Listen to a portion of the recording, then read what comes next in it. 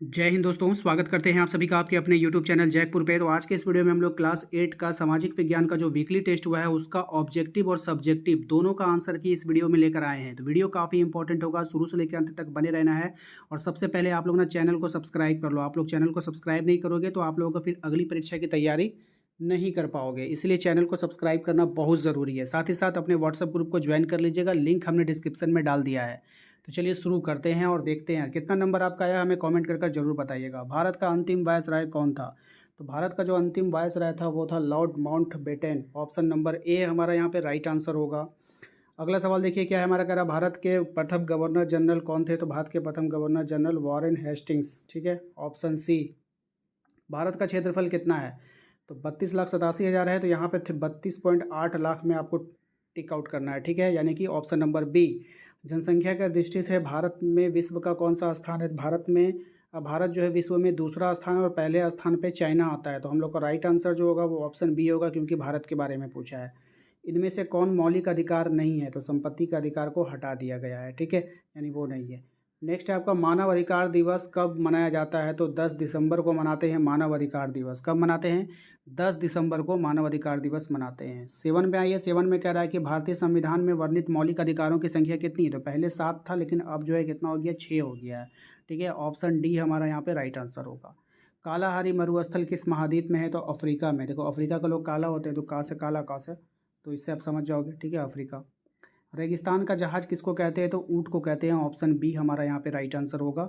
Next है विश्व का सबसे बड़ा गर्म मरुस्थल कौन सा है? तो ये है आपका है सहारा मरुस्थल। ठीक है, उसके बाद जो है सेक्शन बी आता है। सेक्शन बी में आपको जो है कहा गया है 5 × 4।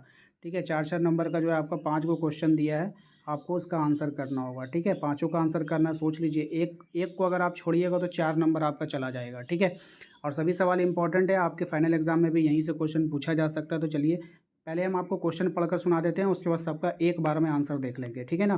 तो पहला क्वेश्चन आपको पूछा 11 नंबर में, झारखंड का प्रमुख त्यौहार, यानी झारखंड में कौन कौन से त्यौहार मनाए जाते हैं उसका आंसर देखेंगे हम लोग।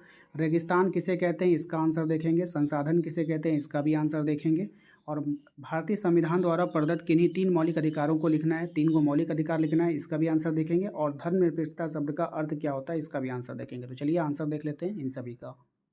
देखिए आप लोगों को वहाँ पर एक पहला सवाल था, संसाधन किसे कहते हैं? तो हमारे चारों ओर नज़र आने वाली वस्तुएं, यानी हमारे चारों ओर जितनी भी वस्तुएं नज़र आती है, हमारे चारों ओर नज़र आने वाली वस्तुएं जो हमारे लिए उपयोग है, जो हमारे उपयोग करने के लायक है एवं हमारी बुनियादी आवश्यकता को क्या करता है? पूरा करता है, वो संसाधन कहलाता है। तो ये इसका आंसर हो गया, इसको आप लोग नोट कर लीजिएगा। ठीक है, नेक्स्ट देखिए झारखंड के प्रमुख त्यौहार कौन से हैं? तो झारखंड का जो प्रमुख त्यौहार होगा वो हो जाएगा आपका सरहुल हो जाएगा, जावा हो जाएगा, कर्मा हो जाएगा, मकर हो जाएगा, सोहराय आदि ये हो जाएगा। ये झारखंड का प्रमुख त्यौहार है।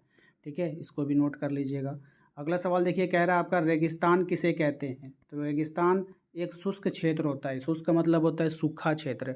ठीक है, जहाँ पे बारिश वारिश बहुत कम होता है, जिसमें हर साल 25 सेंटीमीटर से कम वर्षा होती है, उसको हम लोग रेगिस्तान कहते हैं। नेक्स्ट क्वेश्चन है आपका क्वेश्चन नंबर नेक्स्ट देख लीजिए। अब मैंने क्वेश्चन पढ़ दिया है, आप लोग नंबर दे लीजिएगा। मैंने यहाँ पे नंबर नहीं दिया है, लेकिन आप लोग बैठा लेना।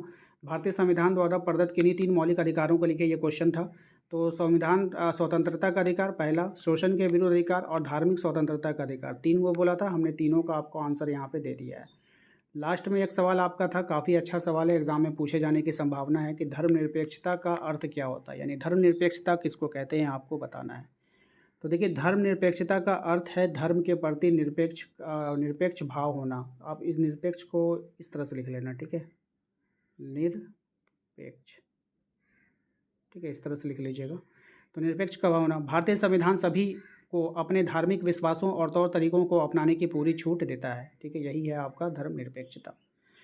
तो देखिए चैनल को सब्सक्राइब कर लीजिए। अगर आप सब्सक्राइब नहीं करोगे ना तो आपका जो आने वाला जितना भी एग्ज़ाम है ना उसका वीडियो आपके मोबाइल पे नहीं जाएगा। तो आप लोग चैनल को पहले सब्सक्राइब कर लो, घंटी वाले आइकन को दबा लेना। साथ ही साथ व्हाट्सअप ग्रुप को अगर ज्वाइन करना चाहते हो तो लिंक हमने डिस्क्रिप्शन में डाल दिया है, वहाँ से भी आप जाकर उसको भी ज्वाइन कर लेना। चलिए मिलेंगे हम लोग अपने नेक्स्ट अगले वीडियो में। क्लास 8 का लाने का कोशिश करेंगे, जहाँ पर आप लोगों का नेक्स्ट का तैयारी आप लोगों का करवाया जाएगा।